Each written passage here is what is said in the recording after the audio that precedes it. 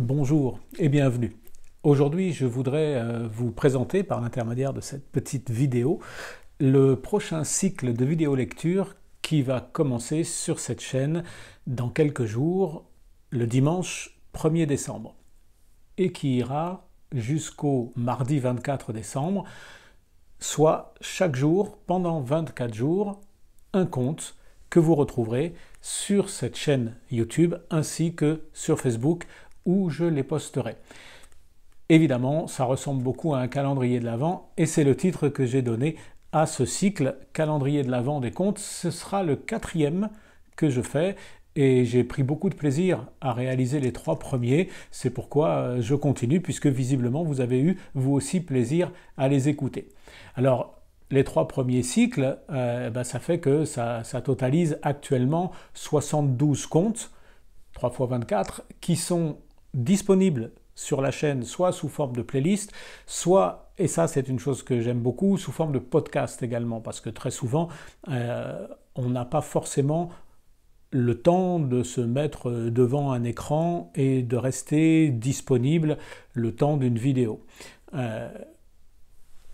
D'autant plus quand il s'agit de contes, je pense que l'oralité, le fait de juste entendre sans avoir forcément l'image, ça peut aussi être une chose formidable. Donc, ça existe aussi en format de podcast et vous pouvez donc les trouver, tous ceux qui ont été déjà faits, sur la chaîne. Alors la première année, j'avais choisi une thématique un petit peu géographique en essayant d'être le plus large possible. Maintenant, en 24 contes, on ne fait pas le tour du monde, mais tout de même d'aller dans différentes cultures, dans différents pays et d'essayer d'en ramener des contes qui m'avaient moi touché particulièrement. Alors on était allé en Tchéquie, à Prague notamment, je me souviens d'un très très beau conte justement sur la fonction du conteur. En Russie, avec un conte intitulé Le chagrin, qui était une métaphore de la place de l'alcool dans cette société. C'est un très beau conte également. On était allé en Thaïlande, en Inde, en Suède, en Lituanie, en Islande, en France aussi avec Claude Seignol, en Iran, dans le Caucase, au Tibet, en Allemagne, en Angleterre. Ça, c'était la première année et ça avait été une expérience vraiment très intéressante. La deuxième année, j'avais choisi, donc la première année, je crois, donc c'était 2021, 2022. Là, j'ai complètement changé de point de vue. Alors que l'année précédente, les contes que je vous avais lus étaient tous des contes de tradition populaire, donc des contes qui n'avaient pas d'auteur ou d'autrice, qui faisaient partie du patrimoine commun et qui étaient racontés de génération en génération et ainsi transmis. Là, pour l'année 2022, j'avais voulu m'axer sur un auteur, Hans Christian Andersen. D'abord parce que j'adore l'écriture d'Hans Christian Andersen, et puis que ça me semblait important par rapport au conte, parce que ça marque aussi historiquement un peu un changement de paradigme. Jusqu'au XIXe siècle, les contes sont considérés comme issus d'une culture populaire et basse, parce qu'issus de l'oralité, et donc très inférieurs à la culture écrite dominante. Et à ce titre-là, eh bien malheureusement, assez ignorés. Au XIXe siècle, avec les mouvements culturels qu'on a appelés les nationaux-romantismes, va naître l'idée que ce peuple-là, il a des choses à nous apprendre, et différents chercheurs, entre guillemets, qu'on n'appelle pas encore des ethnologues, qu'on n'appelle pas encore des ethnographes, qu'on appelle tout simplement des étudiants, vont aller à la recherche de ce patrimoine pour le transcrire, et pour le transmettre. On a ça en Norvège avec Asbjørnsen et Mø, qui vont collecter dans les villages, dans les veillées, auprès des gens, les récits populaires et les transmettre. Le recueil qui en sortira aura un impact très important sur l'ensemble de la Scandinavie, parce que ce sera le premier sur l'ensemble, Suède, Danemark et Norvège, à être ainsi édité, et ce sont des cultures qui sont extrêmement proches les unes des autres. Et justement, dans cette période-là, on va voir apparaître des auteurs et des autrices qui, en tant qu'écrivains, qu'écrivaines, vont s'approprier cette culture de l'oralité pour l'utiliser dans leur littérature et créer eux-mêmes des contes à compte d'auteur. Oui, elle était facile celle-là, mais c'est assez vrai en fin de compte. Donc, nous avons en Suède, par exemple, Selma Lagerlöf, dont vous trouverez sur cette chaîne quelques-uns des contes qu'elle a écrits. C'est absolument splendide, je trouve vraiment magnifique les contes de Selma Lagerlöf. Et puis les contes, bien sûr, de Hans Christian Andersen. Alors cette année-là, 2022, j'avais choisi de faire un calendrier de l'Avent spécialement consacré à Hans Christian Andersen à travers 24 de ses contes, et souvent pas des plus connus, parce que, évidemment, c'était intéressant d'aller un petit peu hors des chemins balisés le concernant. La troisième année, 2023, là, c'était encore un complètement autre point de vue que j'avais choisi d'adopter, puisque j'avais décidé de vous amener en Orient et de vous faire découvrir quelques contes des traditions taoïstes pour la Chine et zen pour le Japon. Les philosophies taoïstes et zen, qui sont extrêmement proches, qui sont quasiment une déclinaison l'une de l'autre, connaissent des textes théoriques pour la Chine, elles n'en connaissent pas pour le Japon. Le zen, c'est quelque chose qui s'apprend uniquement par la pratique, il n'y a pas de texte zen classique. Il y a par contre des textes taoïstes classiques, Chuang-Tzu, Li-Tzu, Lao-Tzu, mais aussi bien en Chine qu'au Japon, il y a une tradition de contes qui met en scène ces philosophies. Et ils sont souvent superbes. Donc j'avais décidé pour cette année de les mettre à l'honneur, et donc c'est pour ça que vous aviez trouvé 24 contes répartis entre la Chine et le Japon sur ces questions de la philosophie taoïste et zen. Et puis donc pour cette année, la question se posait de ce que j'allais choisir comme thématique et comme point de vue pour vous proposer de nouveau 24 contes.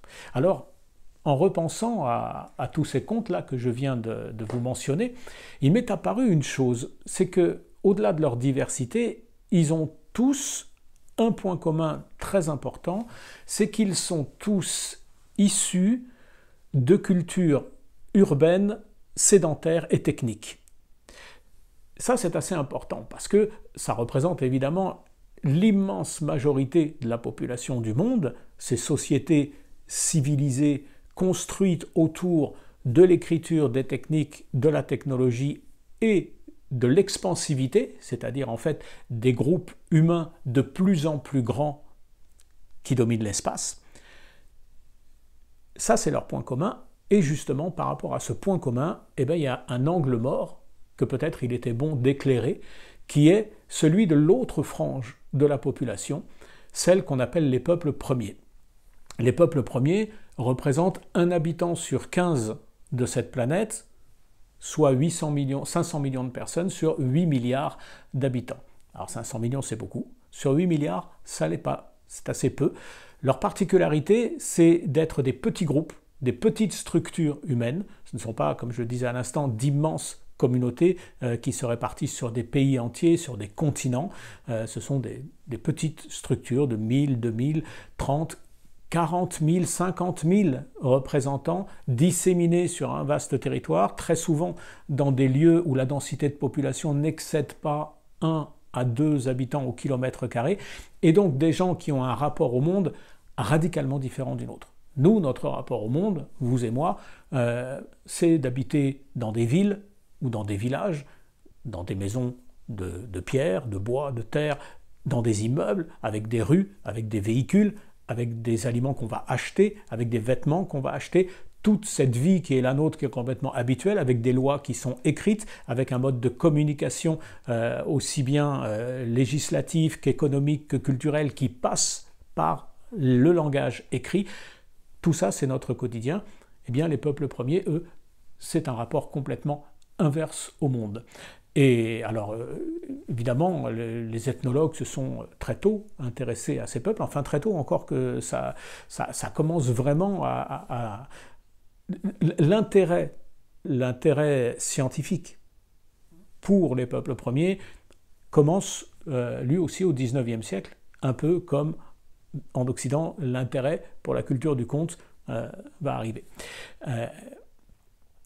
Et à ce titre-là, donc des gens occidentaux voyagent, se déplacent et vont au contact de ces populations pour essayer de ramener des informations dessus, essayer de comprendre.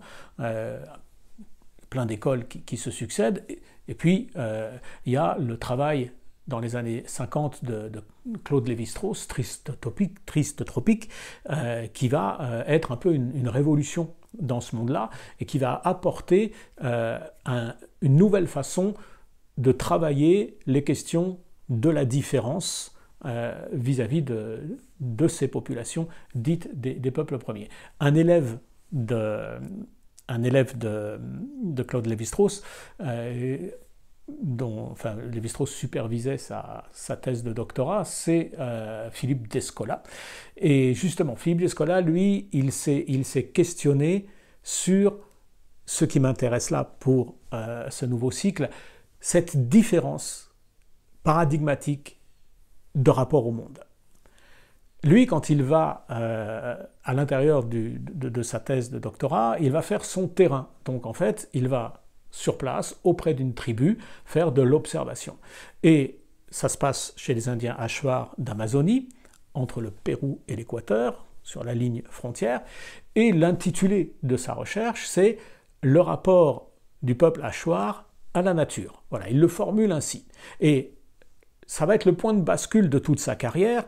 Lorsqu'il arrive là-bas, et c'est lui-même qui le dit, il se rend compte que son intitulé n'a aucun sens. Parce que la nature, pour les gens qu'il a devant lui, ça n'existe pas. Il y a un monde du vivant dans lequel sont inclus les humains, et c'est tout. Et ça, il va longuement le développer dans toute son œuvre, c'est une différence énorme entre notre façon à nous de voir le monde et la façon des peuples premiers de le percevoir. Nous avons, nous, culture urbaine, technique, technologique, et pas seulement occidentale, puisqu'en Orient c'est la même chose. En Chine, au Japon, c'est tout à fait pareil qu'aux États-Unis ou qu'en Europe. Nous avons une conception du monde dans lequel l'être vivant, ce que nous appelons la nature, ce que nous appelons l'environnement, est une chose extérieure à nous, destinée à nous servir. Et on se sert, et on se gave, et on pille, et on a perdu, avec tout ce pillage, avec toute cette violence exercée sur le vivant, on a perdu le contact avec lui. D'abord on le détruit, mais qui plus est, nous n'avons plus, nous, cette capacité à interagir avec le monde autrement que pour l'utiliser, soit à des fins économiques, politiques, soit à des fins simplement de divertissement. Voilà. Or, pour toute une frange de la population, donc un habitant sur 15 de cette planète, la question ne se pose absolument pas de cette façon-là. Alors, les récits, les légendes, les contes, les mythes, en fonction du monde d'où on vient, eh bien, elles nous parlent du monde tel qu'on le vit. Et je trouvais extrêmement intéressant de se pencher sur les contes, légendes et mythes des peuples premiers, justement parce que leur rapport au monde n'est absolument pas le même que le nôtre. On va trouver dans ces contes un rapport au vivant vraiment très différent de celui que nous connaissons dans notre civilisation. Il y sera énormément question d'animaux, de végétaux, de minéraux, de transformation, d'union entre des espèces animales et l'espèce humaine pour créer une harmonie qui va permettre à des peuples de pouvoir se développer tout en étant dans le respect d'une harmonie cosmique globale qui dirigerait le monde et dont l'homme ne serait pas exclu et qui lui impose donc un certain nombre de responsabilités. Je pense par exemple à ce conte Sioux que vous trouverez dans le fil des jours entre le 1er et le 24, qui nous raconte l'union entre un chasseur de bisons et une femme bison. Et cette union va permettre à la fois à ce chasseur de se calmer sur ses ardeurs destructrices et de respecter finalement la ressource qu'est pour l'humain le bison, tout en étant un allié pour protéger d'une prophétie sur l'arrivée d'un homme blanc qui, lui, n'aura absolument aucune espèce de mesure et détruira tout si on ne le contient pas. Et cette union est là à la fois pour créer l'harmonie dans l'usage d'une mort qui n'est pas une hécatombe et d'aider l'équilibre contre un être malade qui est cette société de blanc qui va arriver. Donc conte vraiment hyper intéressant de ce point de vue-là. Vous aurez également un conte qui part un petit peu des mêmes centres d'intérêt. C'est un conte sami qui nous raconte l'union primordiale entre une femelle reine et un homme humain. Voilà. Toujours dans le but que, justement, il y ait un lien entre la ressource et l'humain qui utilise cette ressource pour que ça ne soit pas seulement une ressource. On rencontrera également à l'intérieur de ce cycle le monde du chamanisme, évidemment, puisque la conception spirituelle, et non pas religieuse, des peuples premiers, est une conception, elle encore, radicalement différente de celle que nous connaissons avec nos monothéismes verticaux. Là, c'est plutôt quelque chose d'horizontal où toutes les dimensions de la vie et de la mort, de la vie après la mort, de la vie avant la mort, de la spiritualité à l'intérieur du vivant, sont toutes sur un même plan, avec différentes strates de visibilité. Et justement, le chaman, personnage central, dans une société qui d'ailleurs n'en est pas le chef. Ça, c'est assez important. Il n'y a pas de chef religieux, hein, comme chez nous. Mais ces aspects religieux sont plutôt le fait de personnes qui, de par leur facilité, leur caractère, leur sensibilité, leur réceptivité, sont légèrement à l'écart de la société, tout en étant le point d'ancrage qui va vraiment permettre à cette société de survivre et de répondre à un certain nombre de questions. Il est le point de jonction entre le monde matériel et le monde spirituel. Donc on rencontrera des contes qui les mettent en scène. Alors, pour ce faire, il a fallu que je fasse un tri, un choix. Qu'est-ce que j'allais vous lire dans la masse de documents écrits qui existent sur ce type de conte. Voilà. Et je trouve que ce n'est pas toujours facile de choisir parce que pour obtenir des textes qui soient à la fois très intéressants par leur contenu et très riches de par leur écriture, ça ne se trouve pas sous le sabot d'un cheval. Et j'ai eu recours à une collection, finalement, que j'aime beaucoup, et c'est pas un hasard si cette collection elle a rempli les critères que je recherchais. C'est une collection qui a été créée par Henri Gougaud, qui s'appelle Contes des sages, 3 petits points, il y a 50 volumes qui sont édités chez Seuil. Contes des sages, donc pour chacune des vidéos qui seront diffusées là à partir du 1er décembre, vous aurez sous la vidéo les références exactes du livre, de leurs auteurs, de l'édition, et comme ça vous pourrez les retrouver assez facilement, ce que je vous incite à faire.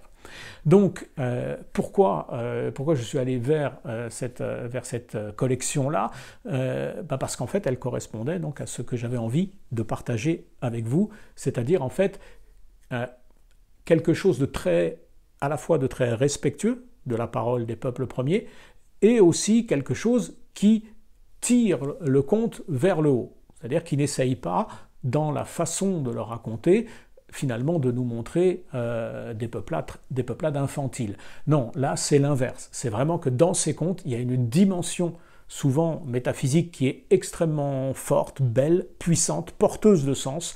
Et ce que j'admire beaucoup dans les auteurs et les autrices qui composent ces recueils, c'est que ça, c'est quelque chose qui leur tient à cœur, qu'ils respectent, qu'ils développent, et avec un grand talent. Alors Henri Gougaud, il nous a quittés l'année dernière. C'était un des moteurs de ce qu'on a appelé en France le renouveau du conte, qui est un mouvement culturel qui est né dans les années 60 et qui avait justement pour vocation de faire sortir le conte de cette vision péjorative de quelque chose réservé non plus maintenant aux populations illettrées, parce que dans les années 60 en France, l'illettrisme, il est quand même largement combattu, mais à cette époque-là, le conte, il est lui relégué dans l'enfance. Le conte, c'est un truc pour enfants. Donc on raconte ça aux enfants, mais soit ça ne nous concerne pas. Et justement, donc, ce mouvement culturel du renouveau du conte avait pour ambition de pouvoir ramener le conte sur le terrain des intérêts adultes, culturels, philosophiques, poétiques. Et on a vu avec cette école-là apparaître des spectacles destinés au public adulte, des spectacles de contes. Et ce processus continue encore, c'est une école qui a fait école, qui est bien vivante, qui est absolument passionnante, et les gens qui la composent sont à la fois, en tout cas pour ceux dont je vais vous lire les textes, des auteurs et des autrices, en même temps que des comédiens, des conteurs, souvent des musiciens, parfois des danseurs, des gens qui sont capables de proposer des spectacles très riches, protéiformes, que je vous engage vivement à aller découvrir si vous en avez l'occasion lorsque ces conteurs et ces conteuses jouent près de chez vous. Alors je vais vous présenter maintenant les livres sur lesquels je me suis appuyé pour ce faire. Nous irons tout d'abord, c'est moi qui parle, donc forcément j'ai ce petit biais de la Scandinavie. Donc voilà, on commencera par la Scandinavie en allant à la rencontre du peuple sami dans le Grand Nord, norvégien, suédois, finlandais, avec ce livre, Contes des sages scandinaves, par Anna Lasowski. Voilà. Donc c'est là, dans ce cycle, que vous trouverez le conte dont je vous parlais tout à l'heure, de cette union entre une femelle reine et un être humain, pour que les deux espèces cohabitent, s'entraident, et puis bien sûr d'autres choses dont je vous laisse la surprise, puisque c'est un petit peu le but. Après ce voyage dans le Grand Nord scandinave, nous partirons dans une toute autre région du monde, nous descendrons plein sud en Amazonie. L'Amazonie, du point de vue des contes, des légendes, des mythes, c'est absolument grandiose, c'est magnifique, c'est splendide. J'ai adoré lire ce livre, j'ai été bouleversé par certains contes, et le talent d'auteur de Pierre-Olivier Barnevas m'a vraiment énormément plu. Donc, alors Olivier Barnevas, lui, c'est quelqu'un qui a fait ce livre sur les contes d'Amazonie, mais qui aussi travaille sur d'autres types de contes, notamment des contes sur les abeilles, par exemple, qui sont très éloignés. Mais c'est quelqu'un qui propose des spectacles. Et donc, suivez-le, soyez curieux, curieuse, allez regarder un peu sur Facebook les noms des auteurs et autrices que je vous présente. Ils ont souvent des pages, ils ont souvent des sites, ils ont souvent des pages Facebook, ce genre de choses, sur lesquelles vous pouvez avoir accès à une partie de leur travail et surtout aux informations sur les lieux où ils se produisent. Ensuite, nous partirons de l'Amazonie, de l'Amérique du Sud, jusqu'en Australie pour rencontrer les peuples aborigènes de cet immense pays-continent avec pour autrice Céline Ripoll. Alors les aborigènes australiens, c'est un peuple qui a vécu dans des conditions extrêmement difficiles, hein. C'est le désert, c'est la soif, c'est assez peu de végétation à certains endroits, c'est surtout absolument immense et gigantesque. Et donc là, moi avec ce volume, j'ai vraiment touché une dimension de survie qui m'a touché, vraiment. L'un des contes, par exemple, qui s'appelle « De la vase », que vous rencontrerez dans le calendrier de l'Avent, est un conte terrible sur l'abandon et les conséquences de l'abandon dans ces conditions de vie. Et justement, je pense que avoir fait le choix d'éditer ce conte dans ce volume, c'est un choix courageux parce que c'est un texte qui est qui cogne, quoi, qui est vraiment très fort. Et voilà, dans un livre de contes, on n'est pas forcément habitué à ça, mais je trouve formidable qu'elle l'ait fait. Comme je vous le disais également, je vous amènerai voir un petit peu comment se passe le voyage chamanique, ce que c'est qu'être un chaman, ce que ça implique dans la vie de quelqu'un. On rencontrera des initiations chamanique, voilà. Un jeune homme qui n'est pas forcément très adapté à son monde, et comment va-t-il devenir chaman? Par quel biais? Par quel chemin? Qu'est-ce qui va lui en coûter? Et ce qui est absolument passionnant, c'est comment un être humain va devoir modifier son rapport au monde, aux vivants, aux animaux, aux végétaux, aux minéraux, vaincre des peurs, des terreurs, pour pouvoir accéder à une forme de connaissance intime du fonctionnement de la vie qui ensuite lui permettra d'exercer le rôle de chaman. Donc il y aura plusieurs contes consacrés à ces êtres que sont les chamans. Chaman, c'est un mot sibérien, mais disons que c'est le point de liaison entre le monde spirituel et le monde matériel, celui qui passe de l'un à l'autre des mondes, du monde des vivants, du monde des morts, du monde spirituel, du monde matériel, qui s'appelle chaman en Sibérie, qu'on a gardé cette dénomination maintenant pour plus de facilité, mais qui porte d'autres noms dans d'autres pays. En Scandinavie, c'est le No-Heidi, et c'est encore d'autres noms ailleurs. Ce livre, c'est Contes des sages chamans de Pascal Folliot et Patrick Fishman. Pascal Folliot, Patrick Fishman. Alors Patrick Fishman, je le découvrais avec ce cycle-là.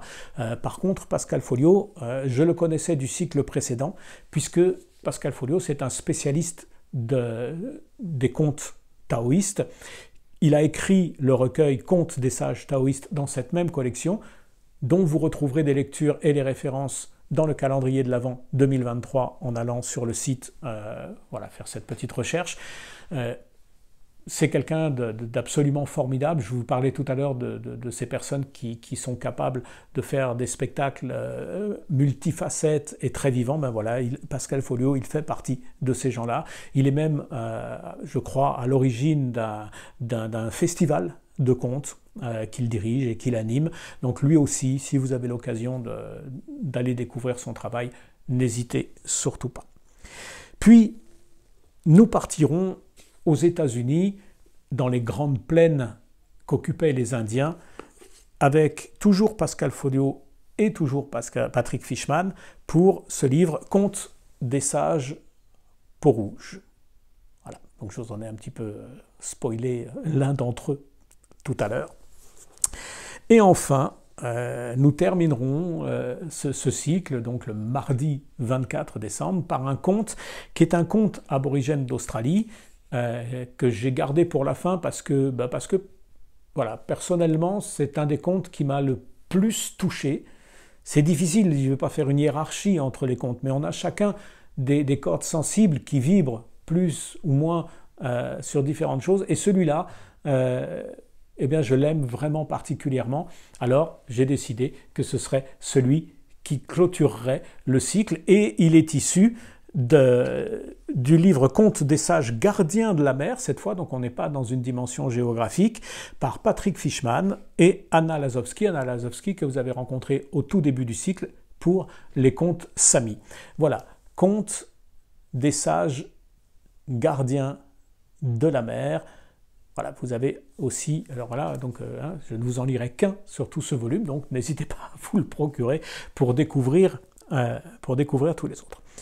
Alors, tout ça aura lieu dans le décor que vous avez là, actuellement, c'est-à-dire un décor que j'ai voulu très sobre, avec un fond noir, une chemise noire, juste mon visage, mes mains, et un seul élément de décor. J'ai voulu ça parce que il me semblait important que l'œil ne soit pas perturbé par trop d'informations visuelles pour pouvoir se concentrer davantage sur le récit lui-même. Et puis, pour ce qui concerne l'objet à côté de moi, ben, il a évidemment un lien très fort avec notre thématique de cette année, puisqu'il s'agit d'un tambour chamanique. C'est un tambour chamanique Sami, donc du Grand Nord scandinave, et c'est l'outil que le No-Heidi utilise pour entrer en transe. Alors, ce n'est pas spécifique au peuple Sami. Chez les Sibériens, il y a aussi des tambours. Chez les Indiens, il y a également des tambours. En fait, dans énormément de cultures des peuples premiers, des cultures animistes, il y a un tambour comme vecteur entre le monde spirituel et le monde matériel.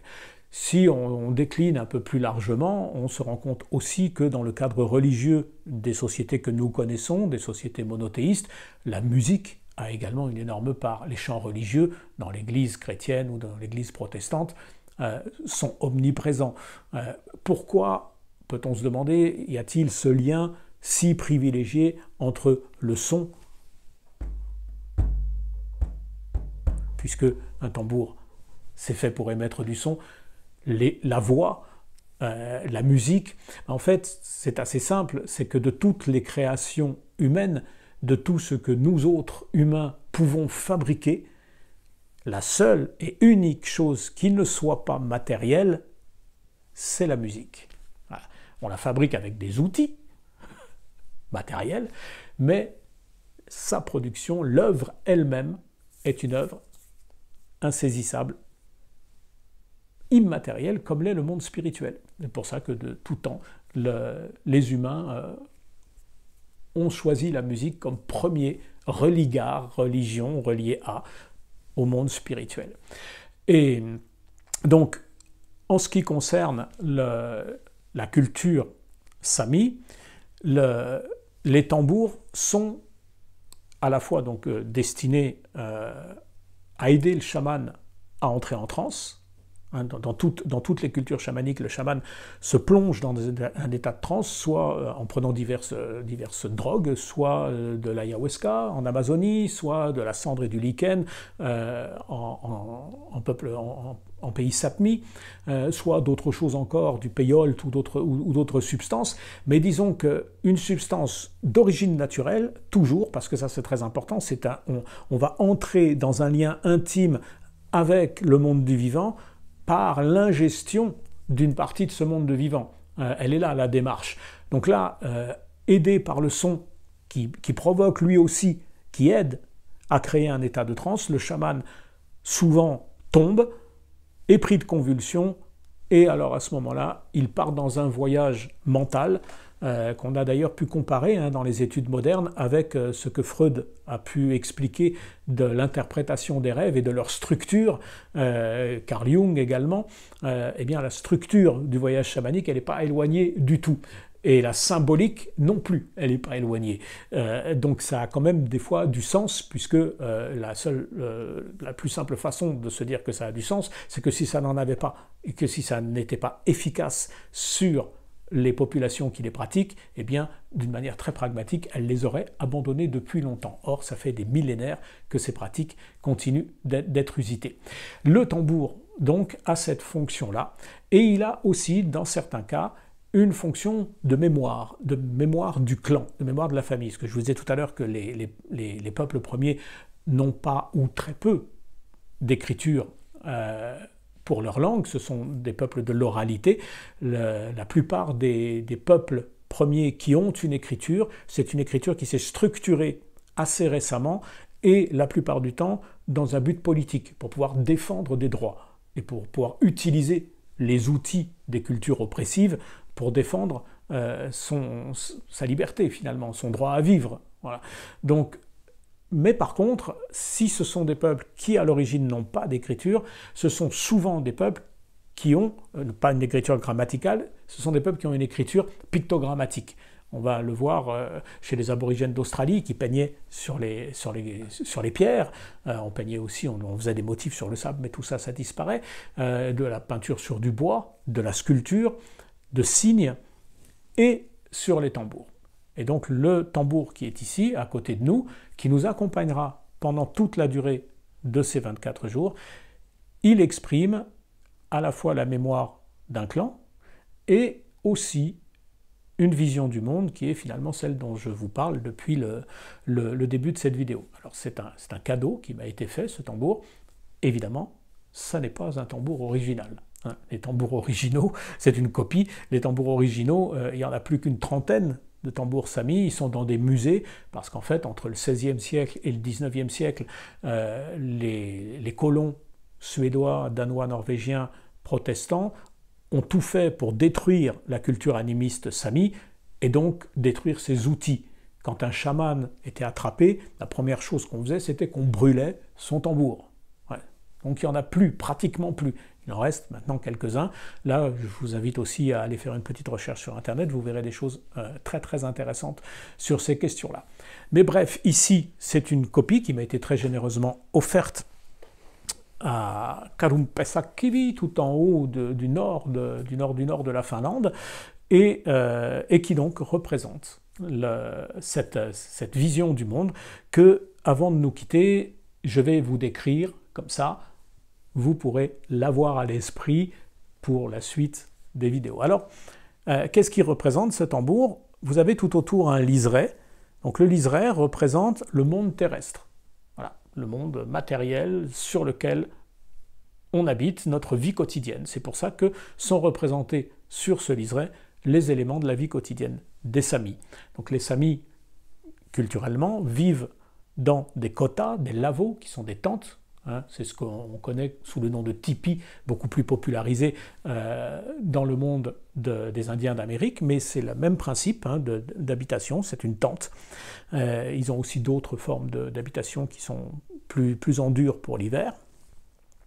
On va retrouver ici le renne et le pulka. Le pulka, c'est le petit traîneau individuel dans lequel on se met et qui nous sert de véhicule, à ne pas confondre avec une autre forme de traîneau plus grand qui sert à charger la marchandise. Donc ça, ce sont vraiment des éléments de la vie de tous les jours. Ici, un bateau contenant un certain nombre de chasseurs, donc soit avec des arcs pour tirer les oiseaux, soit des pêcheurs. La pêche et la chasse, évidemment, sont dans le monde culturel sami des éléments de survie de grande importance, même si au fil des siècles, l'accès à l'eau leur a été de plus en plus problématique de par le fait de l'utilisation de l'eau à des fins commerciales par les puissances coloniales. Et donc aujourd'hui, par exemple, il n'existe plus de samis des rivières. Il y a des samis des montagnes, des samis des forêts, mais les samis des rivières, il n'y en a plus. C'est une particularité du développement de ce peuple qui a disparu. Ils ont simplement arrêté cette pratique parce que ça devenait plus possible à cause justement de l'oppression, et ils se sont rabattus sur un mode de vie soit forestier, soit montagnard. Mais en tout cas, à l'époque où a été fait ce tambour, ça existait encore, et l'un n'exclut pas l'autre, c'est-à-dire qu'il n'y a pas une pratique qui exclut les autres. En même temps qu'aux chasses, on fait d'autres choses. La pratique principale du peuple sami depuis le XVe siècle, c'est l'élevage de rennes. Vous voyez, l'élevage de rennes dont on a justement une représentation importante à cet endroit-là du tambour. Il s'agit d'un enclos à rennes avec plusieurs entrées. Donc, sans vous le faire dans le détail, dans la culture sami, donc depuis le XVe siècle, on accompagne les rennes qui sont des animaux grégaires, donc qui vivent en troupeau, et qui se déplacent au gré des conditions climatiques, de la neige qui tombe, de la neige qui durcit, qui rend difficile l'accès, donc ils vont ailleurs, des différentes saisons, du soleil, de la nuit, des différentes étapes de leur développement, du moment des grossesses pour les femelles, du moment des naissances, du moment du rut. Tous ces moments-là sont ponctués de mouvements de ces grandes hardes, de ces grands troupeaux qui peuvent atteindre des milliers de bêtes et qui se subdivisent en divers troupeaux de 100, 200, 300 animaux. Les Samis, eux, à partir du XVe siècle, vont suivre ces troupeaux, les protéger des prédateurs, les loups, les lynx, les gloutons, les ours, les soigner quand il y en a qui se blessent, les alimenter quand il y a des problèmes de nourriture, ce qui d'ailleurs, petite parenthèse, aujourd'hui au XXIe siècle est devenu l'un des problèmes fondamentaux de la survie de l'élevage de rennes. Avec le dérèglement climatique, c'est absolument catastrophique pour la survie des rennes d'une manière générale en Laponie. Fin de la parenthèse. En échange de quoi, les Samis prélevaient sur cet animal auprès duquel ils vivaient toute l'année, toute la vie, l'ensemble des besoins qui leur permettaient de vivre. La peau des animaux leur permettait de faire des vêtements, leur permettait également de réaliser leurs habitations, ce qui va changer à partir du XVIIe siècle quand on leur proposera des toiles militaires en échange justement de diverses choses. Mais je ne fais pas une émission sur les Samis aujourd'hui. Donc la peau servait pour le vêtement, les os servaient à faire des outils et des armes, et les intestins et autres servaient à faire des outres. Donc globalement, les Samis n'avaient pas besoin d'autre chose que du renne pour vivre. Et toute leur vie s'est organisée autour de cette relation avec cet animal, d'où l'intérêt profond, vous le verrez, donc des contes que vous allez découvrir autour, notamment celui autour du renne, mais autour notamment des animaux globalement. Je ne vous en dis pas plus, mais ils sont vraiment très chouettes ces contes-là. Donc voilà, les enclos à rennes sont là. Ici, vous avez des resserres, simplement pour conserver la nourriture. Hein. En hiver, c'est un vaste congélateur à ciel ouvert. En été, il fait pas à l'époque, il ne faisait pas des chaleurs suffisantes pour que la viande puisse pourrir. Et par contre, il fallait la mettre en hauteur bien souvent parce que les prédateurs, eux, forcément, ils sont intéressés. Donc on voit ici un petit escalier qui permet, là aussi on constate que c'est en hauteur et l'escalier il a été enlevé.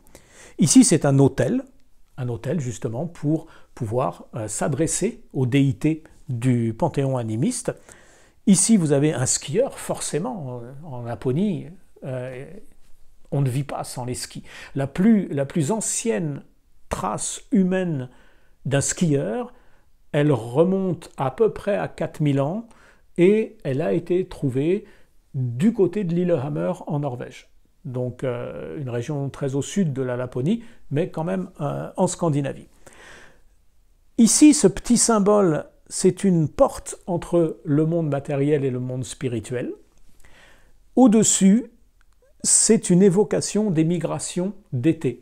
En fonction des régions de Laponie, il y a des migrations qui se font par petites migrations de 20-30 km. Ça concerne plus les régions très forestières, comme la Finlande ou la Suède, qui sont des régions plates de tourbières et de forêts.